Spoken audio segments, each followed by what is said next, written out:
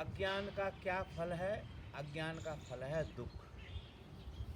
तो चाहे जीवन हो चाहे मृत्यु हो, अज्ञानी व्यक्ति को दुख से गुजरना ही पड़ता, क्योंकि दुख जो है वो अज्ञान का फल है। और अज्ञान किसका?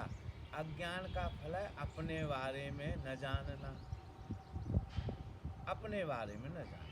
तो जब हम अपने या जो व्यक्ति अपने बारे में नहीं जानता है, उसका जन्म भी दुखमय हो सकता है और मृत्यु भी दुखमय होती है। इसलिए भगवान दत्तात्रेय समझा रहे हैं कि ज्ञानी होना कितना आवश्यक है।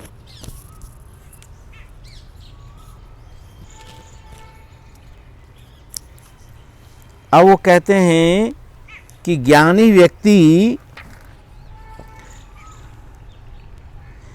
तीर्थ में अथवा चांडाल के घर में अचेतन अवस्था में भी देह का त्याग करता हुआ योगी। अब योगी जो ज्ञानवान हो गया, वो गंदी से गंदी जगह हो, अनुकूल परिस्थिति नहीं हो, तो भी उसकी मृत्यु जो है अमरत्व को प्राप्त कराएगी।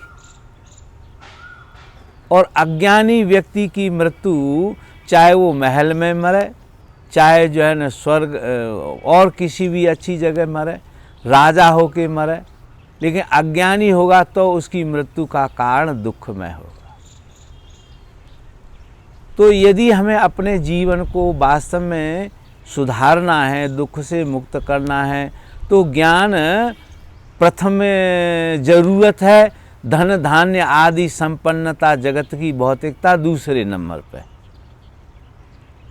क्योंकि अगर व्यक्ति ज्ञानी है और वो निर्धन है तो भी उसका जीवन जो है ना सुखमय होगा, अपेक्षा उस व्यक्ति के जिसके पास अनंत संभावनाएं हैं, सब सुविधाएं हैं, लेकिन उसको अपने स्व का ज्ञान नहीं है। मेरी मृत्यु होती है नहीं होती है, या किसकी मृत्यु होती है। मृत्यु एक मनुष्य के लिए, जीव के लिए बड़ा रहस्यमय घटना है। इसलिए जीवन का सबसे बड़ा रहस्य जन्म और मृत्यु के बीच में ही छिपा हुआ है। जन्म का हम कारण समझ लें, मृत्यु का कारण समझ लें, उनकी विधि समझ लें, तो हमको जो है ना दुखों से मुक्त मिल जाए, मोक्ष मिल जाएगा। क्योंकि सबसे बड़ा जो दुख है माना गया है वो मौत ही है। क्यों मौत होती है? मौत किसकी होती है? जो संसार की वस्तुओं से अधिक चिपक जाते। चिपकते तो ज्ञानी भी हैं, लेकिन उनका जो बॉन्ड होता है बीच में वो थोड़ा कमजोर होता है। वो जब चाहते हैं तब उसको तोड़ लेते हैं। और क्या तोड़ लेते हैं? वो जान जाते हैं कि मैं शरीर नहीं हूँ। ज्ञानी व्यक्ति यही जानता है कि मैं शरीर नहीं हूँ, शरीर मेरे अलावा, या मैं जगत नहीं हूँ। तो मैं जब जगत नहीं हूँ ऐसा ज्ञान होगा तो व्यक्ति जगत में जो है ना अपना प्रवेश निवेश नहीं करेगा। और जो अज्ञानी ये जानते हैं कि ये संसार जो है मेरा ही हिस्सा है, इसीलिए वो अति प्रिय हो जाता है, उनके लिए आवश्यक है, अति प्रिय हो जाता है, तो वो उसमें अभिनिवेशित हो जाते हैं, उसमें घुल जाते हैं, डूब जाते हैं, मिल जाते हैं, रम जाते हैं। फिर उन व्यक्तियों को प्राण निकलते समय बड़ा संघर्ष करना पड़ता है। जो बहुत मजबूत रस्सियों से बना हुआ, कीलों से ठुका हुआ है, वो अपने को फिर शरीर से, संसार से अलग करने में बहुत ही परेशान हो जाता है। जैसे तीन शरीर बताते हैं हम। हाँ, तो एक तो नॉर्मल ये हमारा ये शरीर, ये भौतिक शरीर हो गया। और जो सूक्ष्म शरीर है वही जीवात्मा, उसी को बोलते हैं। हाँ, जीवात्मा उसको बोल सकते हैं, सूक्ष्म शरीर को ही, क्योंकि सूक्ष्म शरीर में ही तो सब संग्रह रहता है जो भौतिक शरीर से किया जाता है। तो भौतिक शरीर जो है, सूक्ष्म शरीर उसका कारण है। और सूक्ष्म शरीर और भौतिक शरीर का तीसरा कारण है, वो कारण शरीर है। वो कारण शरीर कौन सा होगा फिर? कारण शरीर हम उसको बुद्धि कह सकते हैं या चित्त कहते हैं। उसमें 4 हिस्से उसके माने गए हैं। चित्त है, बुद्धि है, अहंकार है, मन है। ये 4 उसके विशेष अंग हैं। और ऐसा ही मान लो कि अहंकार को अगर आप प्रथम मानते हो तो अहंकार के बुद्धि, मन और जो इंद्रियां, मन और बुद्धि और चित्त, वो उसके 3 जो है ना हिस्से हैं या उसके अंग हैं। हम जो सूक्ष्म की बात करते हैं, जो हमारे अंदर ब्रह्म है, वो कोई शरीर में नहीं आता है। ना, वो शरीर में नहीं आता, वो शरीरों का आधार है। शरीर उसमें प्रतीत होते हैं, शरीर उसमें घटते बढ़ते फैलते हैं, मन उसमें घटता बढ़ता फैलता है, क्योंकि वो आधार है। इसीलिए वो निराकार है। हमारा तो आकार है ना, क्योंकि जो आकार होगा वही जगत का हिस्सा होगा। तो ब्रह्म है वो बेसिकली जीवात्मा के अंदर है, ऐसा मान सकते हैं। हाँ, ब्रह्म जो है, अगर आप शरीर से नापेंगे तो जो आप में चेतना व्याप्त हो रही है शरीर के रूप में, अर्थात वह शक्ति जो आपके शरीर के अंग प्रत्यंगों को चलाती है, वो शक्ति जीव है। जो मन को चलाती है या मन के पीछे रहती है, वो मन की शक्ति है, वो भी जीव है। और उसका शुद्ध रूप जो है अहंकार है। जो मन द्वारा, शरीर द्वारा किए हुए कर्म हैं, उनको जो भोगता है, उनको जो अपना मानता है, वो अहंकार है। अब ये शरीर मेरा नहीं है या मैं शरीर नहीं हूँ, ये ज्ञान किसका है? ये अहंकार का जो एक अंग है, उपअंग है, बुद्धि, उसको होता है। जब अहंकार बुद्धिमान हो जाता है, जब अहंकार जो है ना, हाँ, जब अहंकार को ये जानने की तीव्र इच्छा हो जाती है कि क्या मैं वास्तव में शरीर हूँ, मन हूँ या इनसे अलग हूँ, तब बुद्धि जो है उस पर अपना चिंतन करती है। बुद्धि क्या है? नीर क्षीर विवेक शक्ति। यह है या नहीं है, या ऐसा है, ये ऐसा है, ऐसा जो विवेचन करती है, विभेदन करती है, वो बुद्धि शक्ति है। वो अहंकार का ही एक हिस्सा है। अहंकार को एक पुरुष मान लो। अहंकार बुद्धि में ही आता है। हाँ, अहंकार जो है ना, अहंकार तो सब ऐसा समझो सबका पिता है। उसके 3 बच्चे हैं, तो पिता और 3 बच्चे मिलकर संसार का काम करते हैं। हाँ, तो ये तीनों मजदूर हैं। तो ये तीनों काम करते हैं। क्या काम करते हैं? अपनी काया को, अपने मन को, अपने हृदय को, चित्त को स्वस्थ और आनंदित रखने की मेहनत करते। अब ये मेहनत करते रहते हैं, करने से इनको एक ज्ञान हो जाता है कि भाई ऐसा करने से मेरा न तो शरीर संतुष्ट होता, न मैं संतुष्ट होता हूँ, न मेरा मन संतुष्ट होता। अहंकार कभी संतुष्ट नहीं होता, क्योंकि जो संतुष्ट हो जाए अहंकार, तो अहंकार रहेगा नहीं। जो अहम है वो अतृप्त है ना। जब तक आप अतृप्त रहेंगे तभी तक तो आपके जो नौकर हैं, अंग हैं, उप अंग हैं, वो काम करेंगे। जब आप पूरे तृप्त हो जाए, राजा तृप्त हो जाए, तो फिर उसकी प्रजा उसके लिए काम नहीं करेगी ना। जैसे आपका कमांडर होता है आर्मी में, वो अगर शांत बैठ जाए, युद्ध न लड़ना चाहे, तो आर्मी युद्ध लड़ेगी? नहीं लड़ती।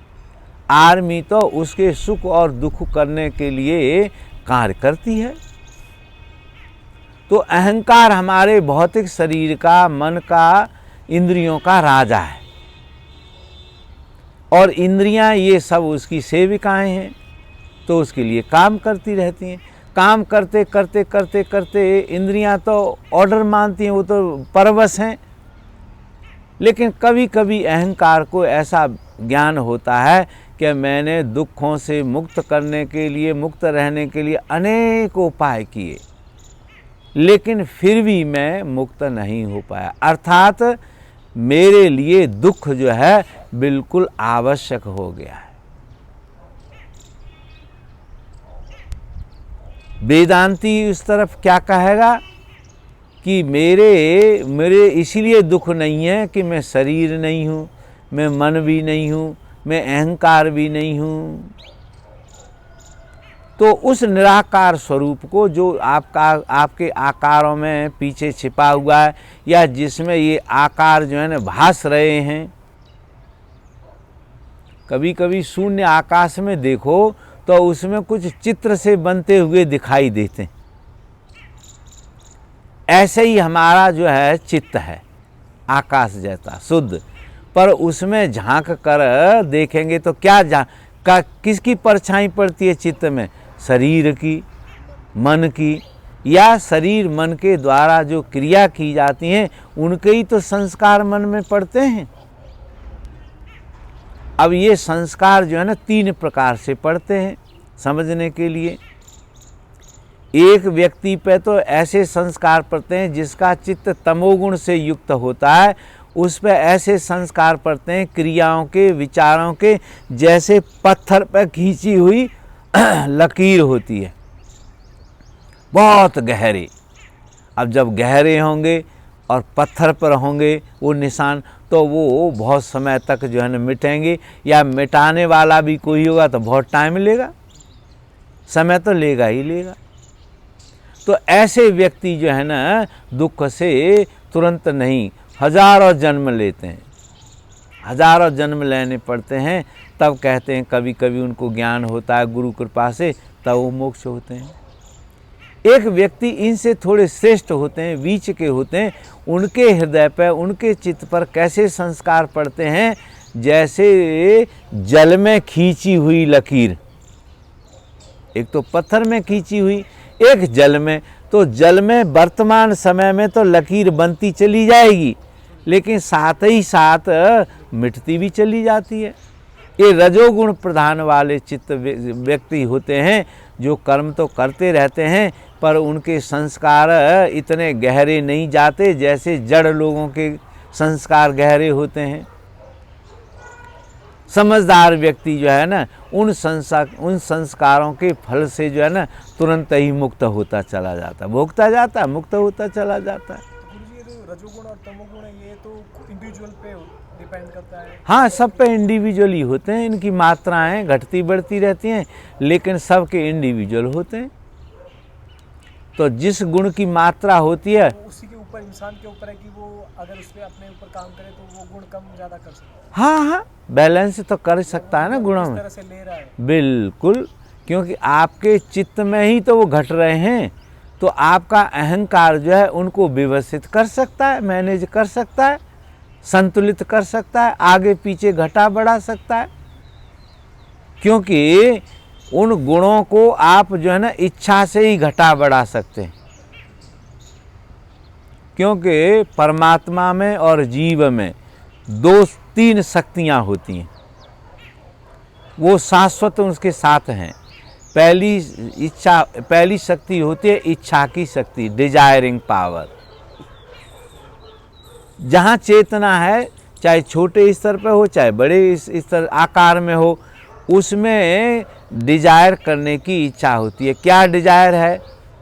एको अहम बहुश्याम, मैं अकेला हूँ और अकेले में मुझे एक ही प्रकार का आनंद है कि मैं हूँ। अब मैं उसी आनंद को बहुत प्रकार से लेना चाहता हूँ, इसीलिए मैं एक होने से मुक्त होकर बहुत हो जाना चाहता हूँ।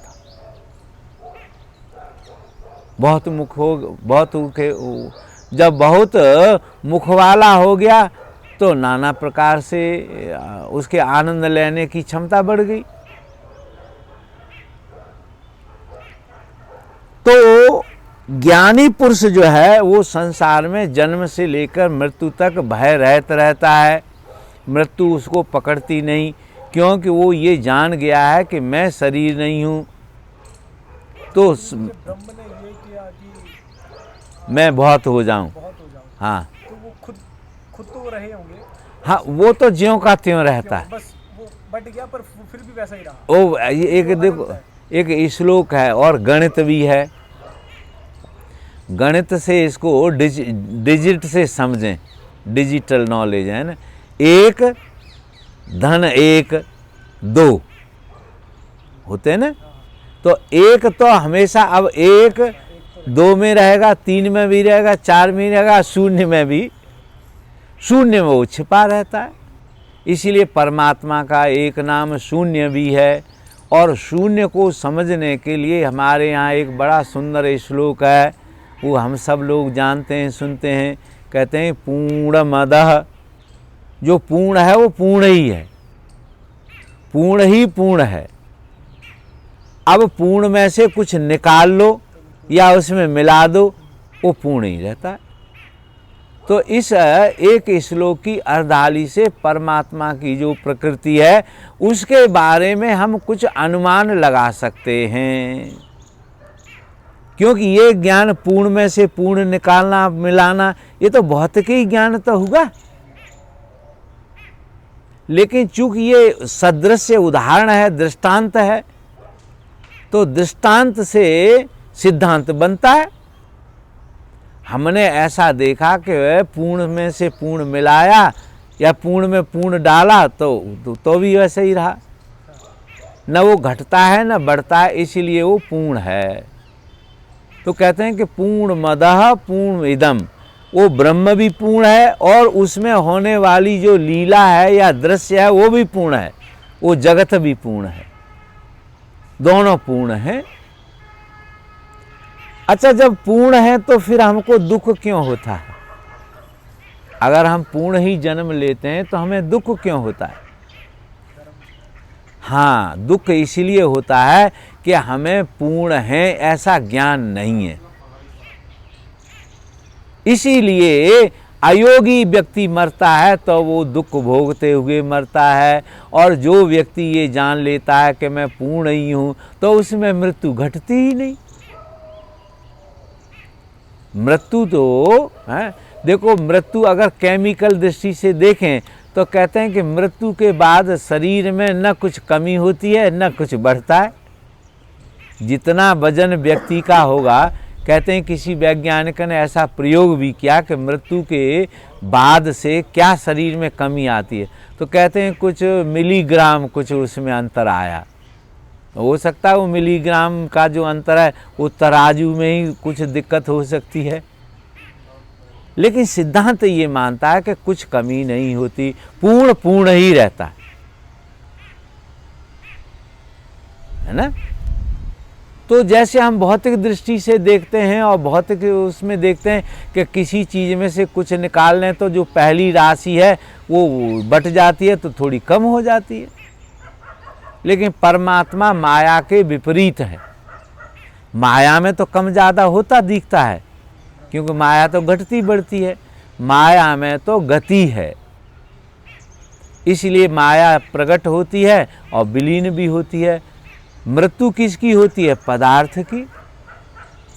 जो हमारा पदार्थीय हिस्सा है शरीर का, उसी की तो मृत्यु होती है। आत्मा को तो इसके विपरीत अजर अमर बताया है। और मन, इंद्रियां आदि, शरीर आदि हमारे पदार्थमय शरीर के हिस्से हैं। इसीलिए भगवान दत्तात्रेय कहते हैं कि कोई शूद्र के घर में जन्मा हो,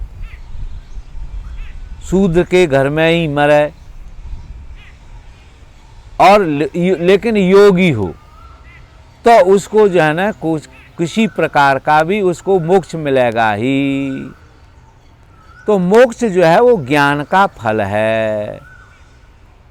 क्या ज्ञान? कि मैं शरीर नहीं हूँ, मैं माया का हिस्सा नहीं हूँ, मैं माया नहीं हूँ, मैं माया से परे उसका आधार हूँ। जिससे माया मायावती होती है वो मैं हूँ। जिससे शरीर मन जो है ना संचालित हो रहे हैं वो मैं हूँ, वो मैं चेतना हूँ।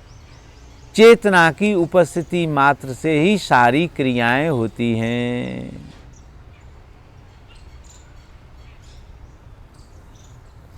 तो इस श्लोक का यही है कि तीर्थ में अथवा चांडाल के घर में अचेतावस्था में देह का त्याग करता हुआ योगी तत्क्षण मुक्त होकर व्यापक ब्रह्म स्वरूप हो जाता है, जिसका कोई प्लान नहीं रहा लौटने का, पूरी तरह से मोक्ष होके जा रहा, मुक्त होके जा रहा। काहे से? क्या बंधन से? संसार से। संसार के बंधन, जो संसार निरंतर बदल रहा है, चल रहा है, उससे बंधा हुआ। तो एक बंधन हो तो आदमी का छूट सकता है। जब निरंतर ही बंधन होता चला जा रहा है तो उससे मुक्त कैसे होगा? तो ज्ञानी पुरुष ये जानता है सबसे पहले कि जो मेरा जो बंधन है वो मायक हैं, माया के हैं, है ही नहीं, है ना। आगे भी कहते हैं, योगियों के ही गुण वर्णन कर रहे हैं। धर्मार्थ काम मोक्षांश द्विपदादि चराचरम मन्यते योगिनः सर्वं मरीच जल सन्निभम। बहुत अच्छा श्लोक है।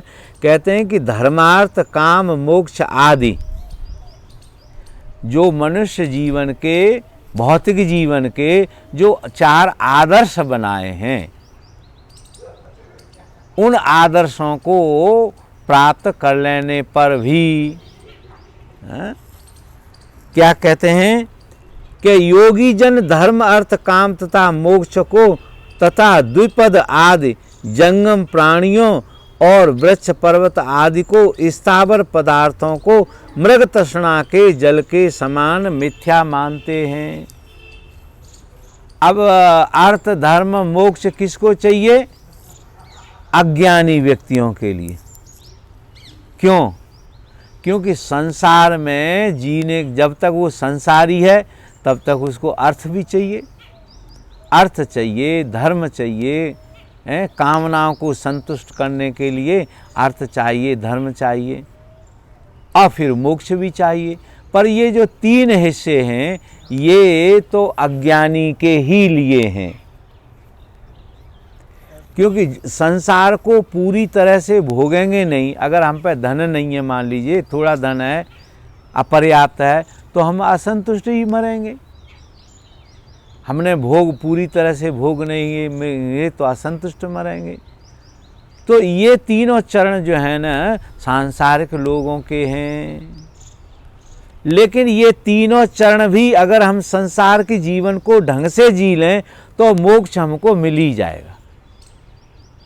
क्योंकि बंधन तो यही जीवन है, अर्थ का बंधन है, धार्मिक बंधन है और इच्छाओं का बंधन है। अगर हम संसार में ढंग से हैं, संसार में ढंग से रहें, आ जाए हमें जितनी इच्छा हमको हो उतना हमको धन मिल जाए, इच्छा अनुसार, आवश्यकता अनुसार, इच्छा अनुसार, तो हम धन की लालसा से मुक्त हो जाएंगे। अर्थ की हमें ज़रूरत नहीं रहेगी। अर्थ की जब ज़रूरत हमें पूरी हो जाएगी तो हम बहुत सारे अनैतिक कामों से बच जाएंगे, बल्कि नैतिक हो जाएंगे पूरी तरीके। आदमी अनैतिक क्यों होता है? भूख की वजह से। भूख शारीरिक भी हो सकती है, मानसिक भी हो सकती है। तो भूख की व्यथा की वजह से व्यक्ति या भूख के दुख की वजह से अनैतिक हो जाता है, अधार्मिक हो जाता है। तो पहला चरण अगर किसी का ठीक है तो दूसरा चरण होगा ही क्यों रखना? जब हम पहले ही चरण में पहुंच गए तो जो व्यक्ति आर्थिक तरीके से सुखी हो गए, अब देखो अर्थ भी जो है ना 2 तरह के लोगों के लिए सुख और दुख का कारण होता है। जो बुद्धिमान लोग होते हैं, विज्ञ लोग होते हैं, संसार में जिन्हें अच्छा जीना आ जाता है, जीने की कला आ जाती है, उनको ही जो अधिक धन जो है ना सुखी बनाता है। अज्ञानी मूर्ख व्यक्ति को, अव्यवहारिक व्यक्ति को छोटा धन या ज़्यादा धन दोनों परेशान कर सकते हैं। तो ज्ञान महत्वपूर्ण है। धर्म काम मोक्ष जो है ना, ये तो सांसारिक जीवन को सुखमय बनाने के लिए हैं, लेकिन आध्यात्मिक जीवन कहता है कि आपको तो सांसारिक अब रहना ही नहीं, क्योंकि आप तो अकर्ता हैं, अभोक्ता हैं। तो आपको अर्थ धन अर्थ और काम और ये जरूरत नहीं। हाँ, जो ये पूरे कर लोगे या जिसके पूरे हो गए हैं, वो जीवन से तृप्त होके अपने आप ही मोक्ष को प्राप्त हो जाएगा। और ऐसा देखा भी जाता है कि जो पहले ज़माने में लोग जो राज ऋषि होते थे, हमारे भारत का जीवन क्या है, राज ऋषि जैसा रहना, राजाओं की तरह रहना और ऋषित्व से युक्त रहना। बहुत सारे ऐसे उदाहरण आते हैं, राजाओं को कई राजा बड़े बड़े ब्रह्मज्ञानी हुए हैं। ज़्यादातर लोग क्षत्रिय होते थे और ब्राह्मण जो है ज्ञानी पुरुष माने जाते थे ब्राह्मण वर्ग में, लेकिन ऐसा नहीं है, बहुत सारे क्षत्रिय वर्ग के राजा भी गुरु हुए हैं। सर्वश्रेष्ठ क्षत्रिय राजाओं में गुरुओं में नाम आता है महाराज जनक का, और भी कई क्षत्रियों के नाम हैं जो बड़े बड़े राजा हुए। तो कहने का मतलब है कि ये सांसारिक जो सुविधाएं, सांसारिक जो वैभव हैं, इनसे सबसे ज़्यादा उपयोगी, मूल्यवान, सहयोगी ज्ञान है। और कहते हैं कि ज्ञानवान व्यक्ति के पास साधन भी सब आ जाते हैं। जो बुद्धिमान व्यक्ति होता है, समाज उसकी महत्ता को जानता है, पूजनीय हो जाता है। तो गुरुजी ऐसा बोलते हैं कि जो मैटेरियलिस्टिक में बुद्धिमान है, धन हाँ, उसके पास आता है, पर वो मतलब नहीं, जर्नी तब वो ऋषि नहीं हो सकता, तब वो भोक्ता हो जाएगा और वो भोग उसके दुख को जो है ना बढ़ा देगा।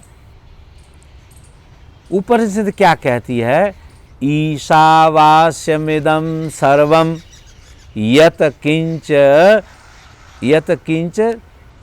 किंचताम कुछ है, तेन त्यक्तेन भुंजी था। ये जो जगत है इसमें सर्वत्र परमात्मा ही व्याप्त है। तो परमात्मा का जो भोग है, या माया का जो भोग है, उस भोग को भोगो, लेकिन त्याग पूर्वक। संस्कार उसके आप पर चित्त पर न पड़े। कहते हैं ना, एक फिल्मी गीत था जिसमें तो काजल की कोठरी में कोई यत्न करे, कितने भी पर दाग लगे ही लगे।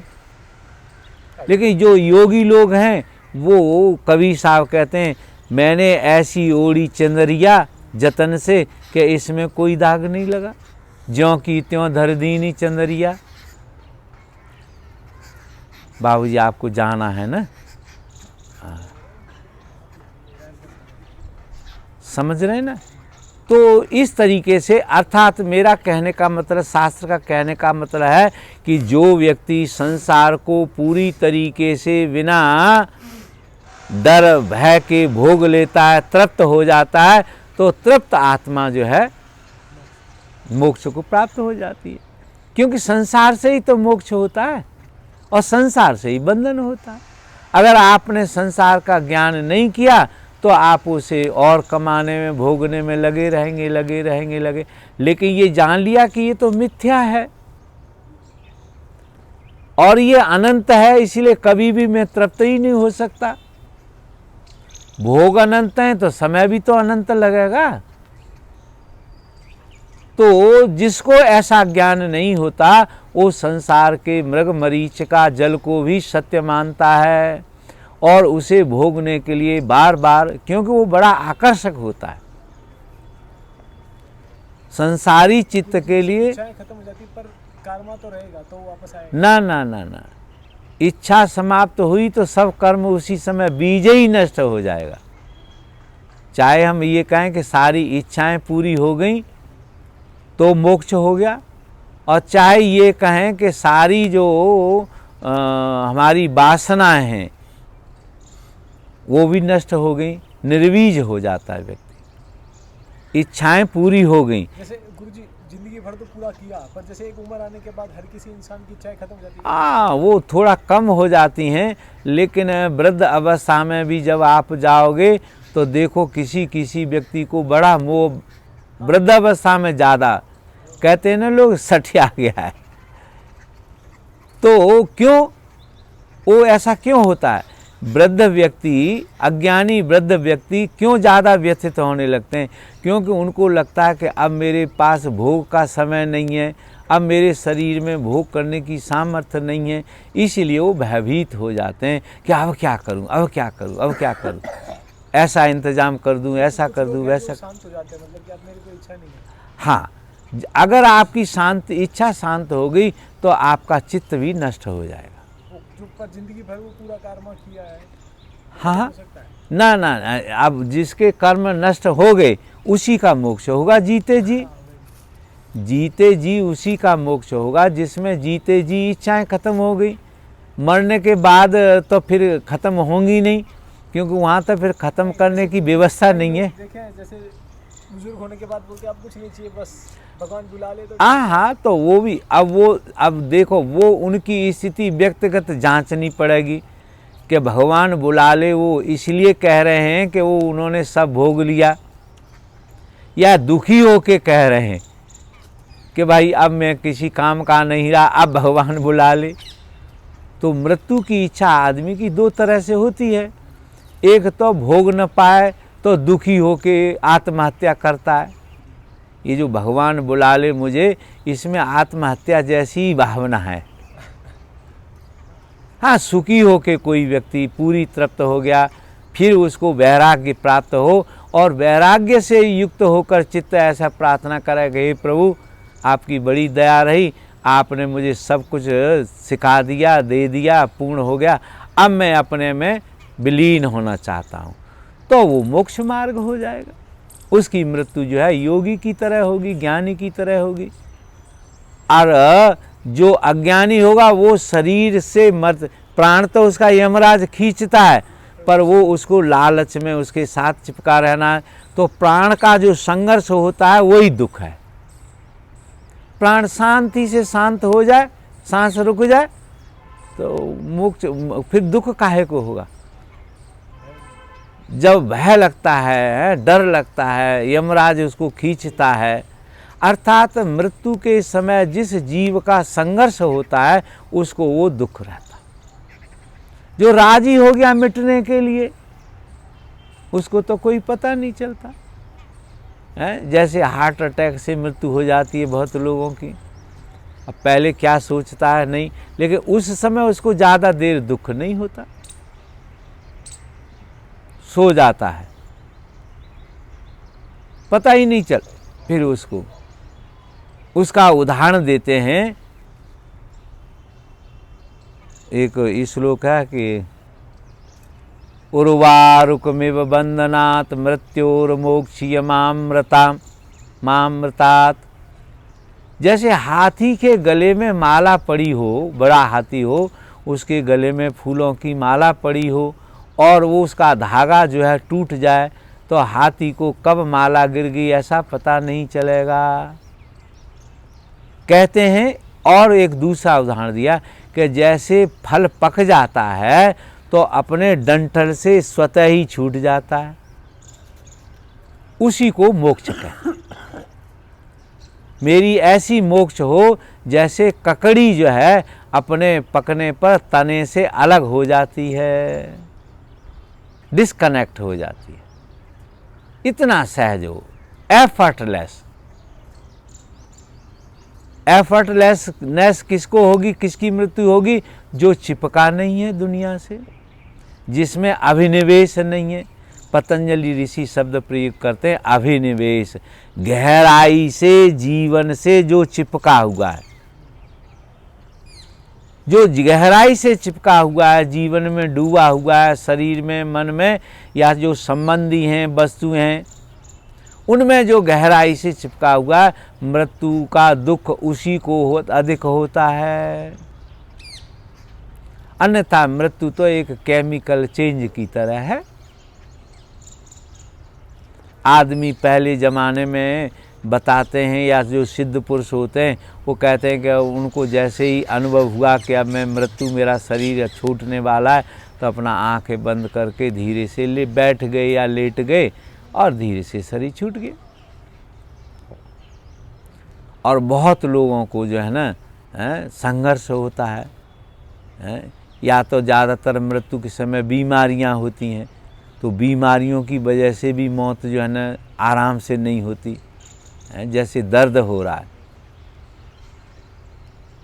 आचार्य रजनीश के जीवन में ये घटना है कि जब उनकी मृत्यु होने वाली थी तो उन्होंने अपने डॉक्टर से कहा कि भाई मुझे तुम इंजेक्शन दे दो जिससे मैं जो है ना आराम से मर जाऊं, क्योंकि मुझे बहुत दर्द हो रहा है शरीर में।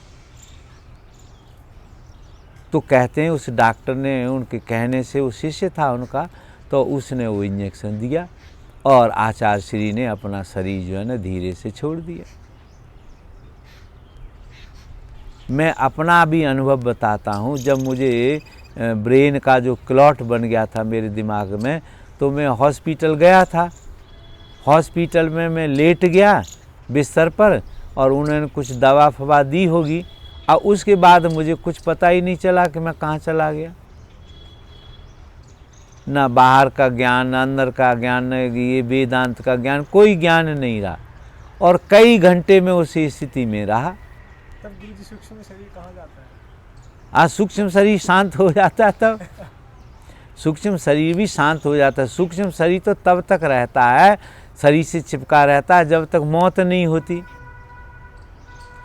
तो अंदर से मौत नहीं होती, लेकिन शरीर की जो मौत थी या ब्रेन की लगभग मौत हो चुकी थी।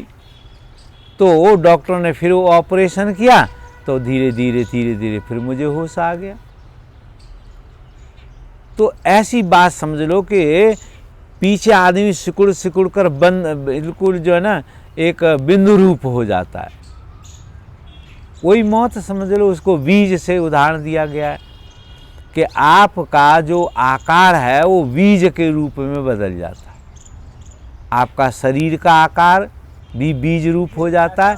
आपका मन का जो आकार है, मेरे दिमाग में ऐसा आ रहा है कि अगर उस टाइम पे कई बार होता है, जैसे मैं अगर ध्यान में बैठा हूँ या कुछ बैठा हूँ, तुम जैसे आजकल एस्ट्रो ट्रैवल वगैरह बताते हैं लोग कि आपका जी निकलता है वो चला जाता है। तो उस टाइम पे मेरे को अगर बेहोश कर दिया गया है तो वापस सूक्ष्म शरीर में आ जाएगा खुद से, या कैसे होगा? अगर आपको केमिकल से बेहोश किया गया है तो समय पे जब केमिकल का जब न्यूट्रलाइजेशन हो जाएगा तब अपने आप शरीर लौट आएगा।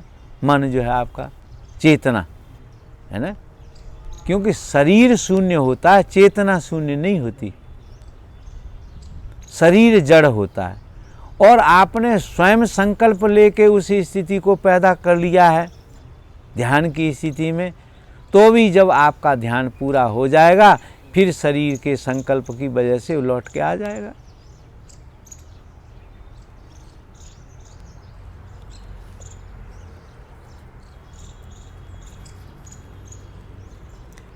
तो योगी जन धर्म अर्थ काम तथा मोक्ष को तथा द्विपद आदि जंगम प्राणियों, वृक्ष और पर्वत आदि स्थावर पदार्थों को मृग तृष्णा के जल के समान मिथ्या मानते हैं। योगी जन है, योगी जन। उनके योगी जनों के लिए धर्म कर्म मोक्ष आदि कोई जरूरत ही नहीं रहती, या वो उनको सारे जगत को जैसा मिथ्या मानते हैं वैसे ही धर्मों को, कर्तव्यों को भी मिथ्या मानते हैं, या कर्तव्यों के फल को भी मिथ्या मानते हैं, क्योंकि वो प्राप्त हो गए हैं, आप्त हो गए। जो व्यक्ति आप्त हो गए प्राप्ति करके, उनके लिए फिर प्राप्ति का कोई कारण ही नहीं बचता। इसलिए हमारे यहाँ आप्त ऋषियों के जो वचन होते हैं उनको हम वेद के समान सम्मान देते हैं। जो अनुभवी व्यक्ति होते हैं, जिन्होंने इस तरह का जिनका चित्त बन गया कि उन्हें मोक्ष की भी इच्छा भी नहीं रही, क्योंकि मोक्ष की इच्छा होने का मतलब तो बंधन है। आप किसी चीज से पीड़ित हैं, उससे मुक्त होना चाहते हैं, है ना। मोक्ष की इच्छा यही तो है। जो चीज आपके अनुकूल नहीं है उससे आप मुक्त होना चाहते हैं, दुखदाई है। तो उनको मृग तृष्णा के अर्थात जो भी दृश्य है, जो दृष्टा उसके सामने उपस्थित दृश्य को मृग मरीचिका के जल के समान मिथ्या समझता है, छाया की तरह देखता है, वह उसमें बंधित नहीं होता। ये ज्ञानी है। दृश्य तो उसके सामने रहता है, लेकिन उसमें उसका कोई लालच नहीं होता। जैसे आपको कोई चीज अनुपयोगी समझ में आ जाए तो फिर आप उसका संरक्षण नहीं करते, न उसको रखते, फेंक देते हैं, विलग हो जाते हैं। अतीतानागतं कर्म वर्तमान तथैव च न करोमि न भुंजामि इत में निश्चलामति। निश्चलामति क्या? निश्चलामति मैं भूत भविष्य तथा वर्तमान काल के कर्मों को न तो करता हूँ और न इनके फल को भोगता ही हूँ। ऐसी मति स्थिर हो जाए उसी को हम समाधि कहते हैं। बुद्धि की स्थिरता, बुद्धि की स्थिरता हो जाना। बुद्धि क्या करती है? भेद करती है। तो अभेद बुद्धि हो जाए। अच्छा, जब तक आप में और आप और आपके दूसरे में भेद रहता है तब तक एक दूसरे की जरूरत रहती है ना। दूसरे की जरूरत हमें कब तक पड़ती है? जब तक हम दूसरे को अपने से ज़्यादा महत्वपूर्ण या उपयोगी समझते हैं, तभी तक तो जरूरत पड़ती है। जब हम ये जान लें कि ये मिथ्या है, बेकार है या दुखदाई है, तो हमारी मति फिर उसके प्रति स्थिर हो जाती।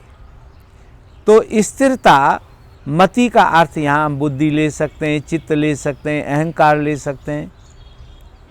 इनमें ये निश्चित हो जाता है कि ये मेरे लिए व्यर्थ हैं, तब वो फिर उसमें सहज रूप से ही निरोध हो जाता है। वृत्तियों का निरोध पतंजलि कहते हैं तदा दृष्टु। तब जब मति में धीरता आ जाती है, जब चित्त की वृत्तियों का निषेध हो जाता है, निरोध हो जाता है, अपने आप में समा जाती हैं, अपने कारण में डूब जाती हैं, तो माया नष्ट हो जाती है।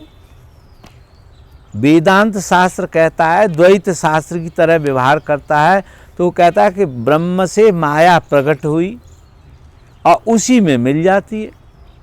कैसे? उसका व्यवहारिक उदाहरण दिया कि जैसे मकड़ी होती है, वो अपने मुंह से लार निकालकर अपना जगत अपना वो बना लेती है जाल, उसी की लार में से निकलता है और बड़ा आकार का जाल बना लेती है। उससे फिर अपना संसार का अपना जीवन चलाती है, कीड़े फंसा के खाती है। और कहते हैं कि उसी जाल को निगल भी सकती है। तो ऐसे ही माया परमात्मा से प्रकट होती है, उसी में विलीन हो जाती है। लेकिन ये अद्वैत वेदांत का एक मान्यता है, द्वैतवादियों का नहीं। इसका अनुभव नहीं होता किसी को, क्योंकि अनुभव करने वाली तो माया ही है। जब माया नहीं रहेगी या प्रकाश नहीं रहेगा तो रोशनी का कैसे ज्ञान होगा, अंधेरे का कैसे ज्ञान होगा। और जहाँ अंधेरा होगा तो द्वैत की वजह से अंधेरे का भी ज्ञान हो जाएगा, प्रकाश का भी ज्ञान हो जाएगा। तो द्वैतवाद में दोनों सत्ताओं का ज्ञान हो जाता है, हो जाना चाहिए। लेकिन किनको? जिनकी मति स्थिर हो गई है, बुद्धि स्थिर हो गई है, बुद्धि में ये निश्चय हो गया है कि यही सत्य है। तो यही सत्य है, ऐसा दृढ़ संकल्प होने से सभी वृत्तियां अपने आप ही जो है ना रुक जाती हैं।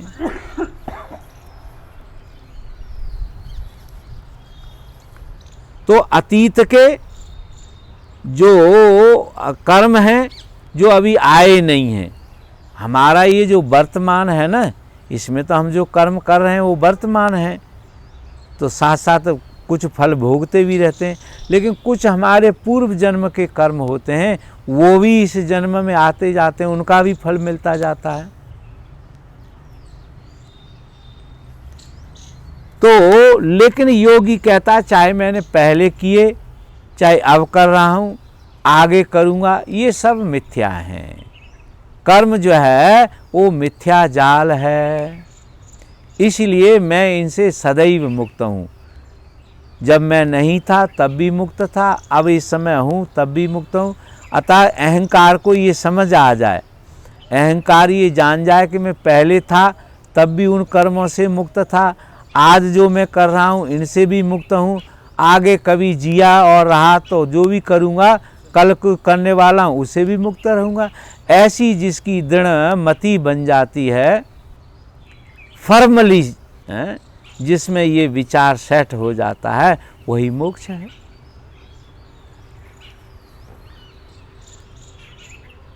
न करोमी न भुंजामी, अब जो करता ही नहीं है तो भोक्ता कैसे होगा? भोक्ता तो वही है जो कर्म करता है। जब आपका कर्तापन नहीं है आप में, तो आप में भोक्तापन भी नहीं रहेगा, और यही निश्चला मति जो है मोक्ष दे देती है।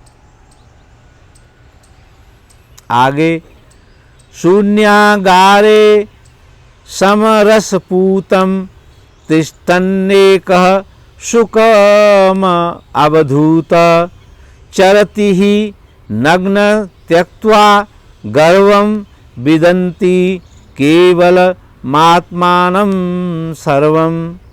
समता रूपी रस के द्वारा पवित्र हुआ अवधूत, समता रूप है। फिर वो ये भी भेद नहीं करता कि परमात्मा जो है महत्वपूर्ण है, माया व्यर्थ है, सम हो जाता है। सम होते ही उसमें क्रियाशीलता बंद हो जाती है। जब भेद ही नहीं रहा, चॉइसलेस हो गया, अच्छा बुरा है ही नहीं, अच्छे बुरे से दोनों के भेद से जो मुक्त हो जाता है, उसको उन्होंने कहा है कि शून्यागारे समरसपूतम। जैसे शून्य आगार हो, कोई घर हो शून्य, और वो रस से, समरस से भरा हो, अर्थात आपका शरीर, आपका मन, आपकी इंद्रियां, आपका चित्त, या शून्यागारे चित्त। जब चित्त शून्यता को प्राप्त हो जाए, शून्यता को कैसे प्राप्त होता है? समत्व की ज्ञान की वजह से। समरस, किसी में रस, न तो ब्रह्म में ही रस रहे न माया में ही रस रहे, उसको कहते हैं उदासीन, उसको कहते हैं अवधूत, उसको कहते हैं योगी। जो थर्ड हो जाए, न ये न वो, उन दोनों से मुक्त हो जाए, द्वैत से जो मुक्त हो जाता है उसको ही हम जो है ना योगी जन कहते हैं। समता रूपी रस के द्वारा पवित्र हुआ अवधूत एकांत स्थान में सुखपूर्वक अकेला रहता है। अभिमान का त्याग करके वह अनावृत विचरण करता है और केवल अपने में ही सबका अनुभव करता है। तृतीय तुरीयम नहीं नहीं यत्र, तृतीय तुरीय नहीं नहीं यत्र बिंदंत केवल आत्मनि तत्र। यहाँ तीन जो अवस्थाएं हैं, जागृत, स्वप्न और सुषुप्ति, ये नहीं हैं। जब मति को ये ज्ञान हो जाता है कि मैं स्थूल शरीर नहीं हूँ, मैं मानसिक शरीर नहीं हूँ, मैं इंद्रियां भी नहीं हूँ, मैं बुद्धि भी नहीं हूँ, तो वो तीनों प्रकार के जो आकार हैं शरीर के, उनसे मुक्त हो जाता है। और इन तीन से तो मुक्त होता ही होता है, जो उसका चौथा निराकार स्वरूप है उससे भी मुक्त हो जाता है। क्योंकि अगर चौथे की इच्छा रही तो तीन रहेंगे ही रहेंगे। चौथे की इच्छा, कोई जानने का ज्ञान बाकी रहेगा तब बुद्धि की जरूरत पड़ेगी कि नहीं पड़ेगी। इसलिए जिसके 3 नष्ट हो जाते हैं उसका चौथा भी नष्ट हो जाता है। उसको भगवान पतंजलि कहते हैं कि वो निर्वीज हो जाता है। फिर उसका जन्म नहीं हो सकता।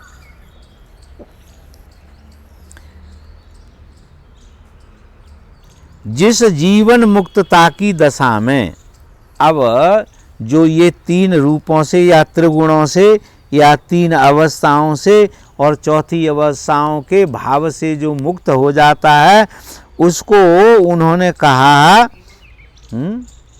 हाँ, जिस जीवन मुक्तता की दशा में जागृत, स्वप्न, सुषुप्ति और तुर्य ये अवस्थाएं नहीं रह जाती, उस दशा में वह केवल अपने आत्मा में ब्रह्मानंद को प्राप्त होता है।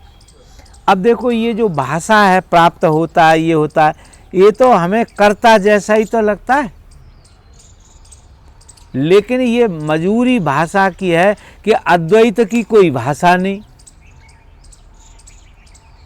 तो जो जिसे हम अनुमान से जान रहे हैं वो कुछ आधारों पर ही तो जानेंगे। निराकार का अनुमान जो है ना आकार से ही लगा सकते हैं।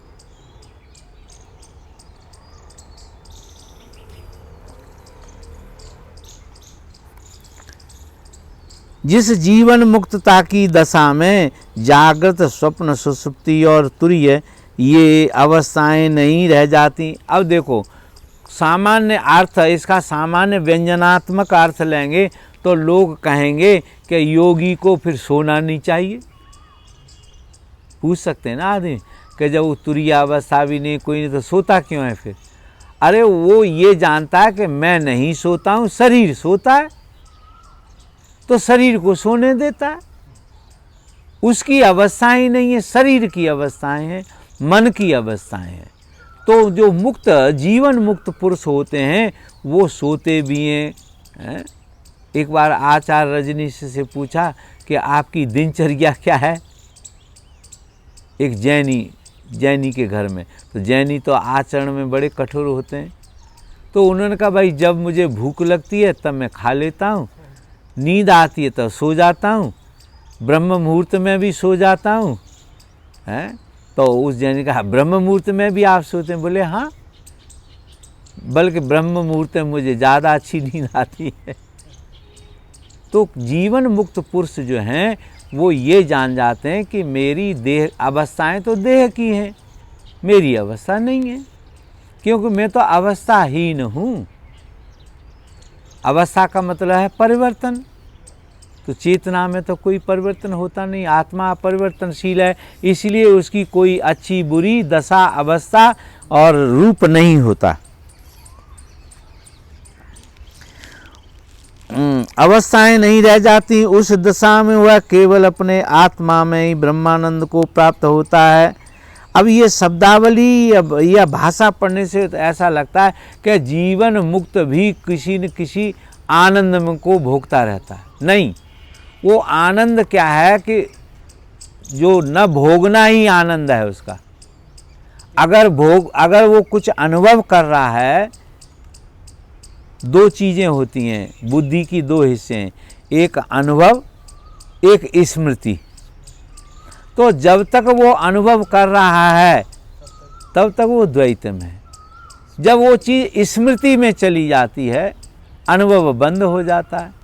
हाँ, उसकी स्मृति में संस्कार रहता है, बस उसकी वजह से वो अनुभव से मुक्त हो जाता है। अनुभव नहीं होता कुछ भी। लोग कहते हैं कि फिर ध्यान में कैसा अनुभव होता है? और ध्यान में कोई अनुभव नहीं होता। अनुभव का न होना ही तो ध्यान है। और जब तक अनुभव है तब तक वो विचार में हो सकता है, कर्म में हो सकता है, भाव में हो सकता है। जब तक हम प्रॉपर पूरी समाधि में नहीं चले जाते तब तक विचार चलते रहते हैं।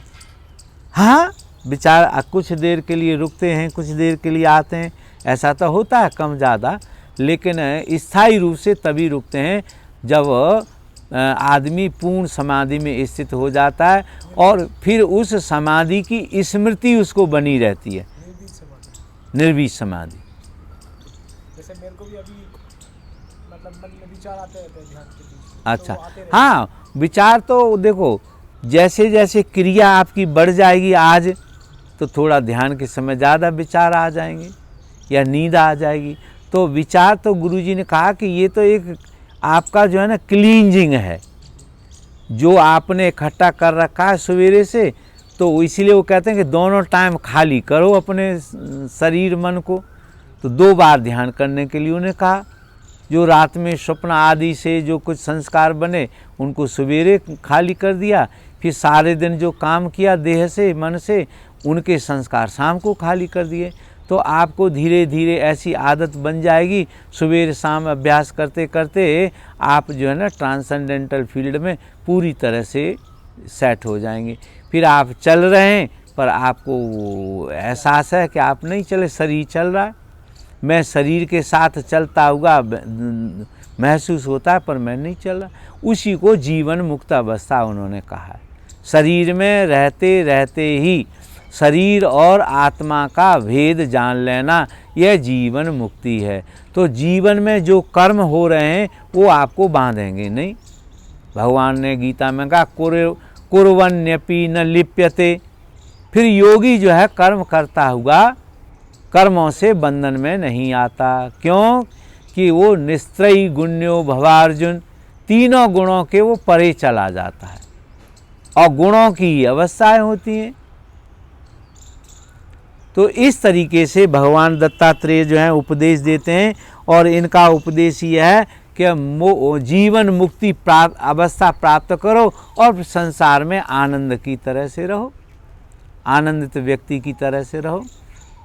तो फिर आपका जीवन में मोक्ष हो गया, मरने के बाद आपके शरीर का भी परमानेंट मोक्ष हो जाएगा, मन का भी मोक्ष हो जाएगा फिर हमेशा के लिए। मन फिर हाँ, जीवन मुक्त व्यक्ति हैं उनका चित्त उनके हाथ में रहता है। जब ज़रूरत होती है तो उपयोग कर लेते हैं, जब ज़रूरत नहीं होती तो शांत हो जाते हैं, शांत बैठे रहते हैं। उनका अपना कमांड हो जाता है उसके ऊपर। लास्ट श्लोक आज और है तो पहला अध्याय समाप्त हो जाएगा। विद्यन्ति विद्यन्ति विद्यन्ति नहीं नहीं मंत्रम, छंदो लक्षणम नहीं नहीं तंत्रम, समरस मग्नो भावित पूतः, प्रलय विपत्ति तत्परम अवधूतम। आत्मरस में मग्न तथा ध्यान के द्वारा पवित्र हुआ जीवन मुक्त, ध्यान के द्वारा पवित्र हुआ। पवित्रता क्या है? ध्यान से क्या होता है? आपको निर्विचार स्थिति का चित्त को अभ्यास पड़ जाता है। अशुद्धि चित्त की क्या है? विचार। शुद्धि क्या है? निर्विचारता है। समुद्र में या झील में लहरें नहीं हैं तो वो शांत झील है। उस शांत झील में अगर अपना चेहरा देखोगे तो आपको पूरा चेहरा साफ दिखाई देगा। लहर वाले जल में आप अपना रूप देखेंगे तो दिखेगा तो, पर टेढ़ा मेढ़ा लंबा चौड़ा होता हुआ परिवर्तित होता हुआ दिखाई देगा। इसीलिए भगवान दत्तात्रेय कहते हैं कि आत्मरस में मग्न, मैं आत्मा हूं, मैं शरीर नहीं हूं। आत्मरस से मग्न पूरा है, उसमें शरीर का एहसास ही नहीं होता। आत्मरस में मग्न तथा ध्यान के द्वारा पवित्र हुआ जीवन मुक्त अवधूत व्यक्ति कोई मंत्र नहीं प्राप्त करता। फिर उसे मंत्र और मंत्र के देवता की जरूरत नहीं रहती है ना। देवता मंत्र हम तब तक जपते हैं जब तक हमें कुछ सांसारिक चीज प्राप्त करनी होती है। मंत्र सिद्ध काहे के लिए करते हैं? देवता आपको सांसारिक ही चीजें दे सकते हैं, ज्ञान भी दे सकते हैं, क्योंकि देवताओं में तो दोनों प्रकार का अनुभव है उनको। तो मंत्र की और उसकी अर्थात जो तंत्र हैं तंत्र आदि जो क्रिया हैं उस योगी पर न तो प्रभाव डालती हैं न उसको ज़रूरत रहती हैं। तो भौतिक साधन जितने भी हैं वो उससे वो मुक्त हो जाता है। न जीवन मुक्त अवधूत कोई मंत्र प्राप्त करता है और न तो किसी छंद रूपी तंत्र को भी प्राप्त करता है। वेद के जो वाक्य हैं उनको तंत्र छंद कहते हैं, जो वेद के श्लोक हैं उनको छंद कहते हैं। तो छंद तंत्र का हिस्सा है, तो कहते हैं उसकी भी जरूरत नहीं होती।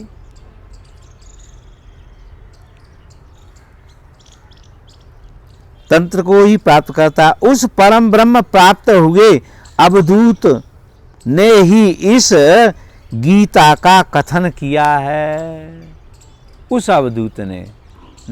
इसीलिए ये जो है ना बड़ा डिवाइन सॉन्ग है गीता, क्योंकि अवधूत महाराज ने ये कही है, उस स्थिति से कही है, अपने अनुभव को व्यक्त किया है हम सबके कल्याण के लिए। जय गुरुदेव। कल से दूसरा अध्याय शुरू होगा।